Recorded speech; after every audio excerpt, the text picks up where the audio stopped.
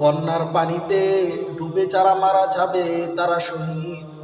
বুখারী, মুসলিম, তিরমিজি, আবু দাউদ শরীফের মধ্যে একটি হাদিস আসছে, আবু হুরায়রা রাদিয়াল্লাহু তাআলা আনহু থেকে বর্ণিত।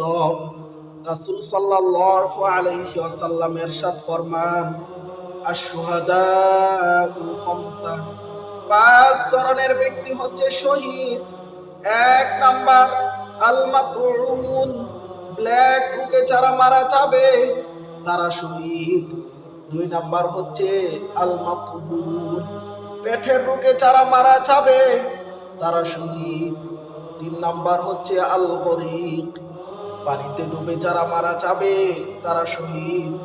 এতএব বর্তমান বাংলাদেশের মধ্যে বন্যার পানিতে যে সমস্ত মুসলিম ভাই বোনেরা ভর্তি আছে, নিঃসন্দেহে তারা শহীদ। চার নাম্বার হচ্ছে সাহিবুল হাদমি, মাটি চাপা পড়ে যারা মারা যাবে তারা শহীদ। পাঁচ নাম্বার হচ্ছে আশ-শহীদু ফি সাবিলিল্লাহ, যারা আল্লাহ তাআলার রাস্তায় মৃত্যুবরণ করে তারা শহীদ। সুবহানাল্লাহ।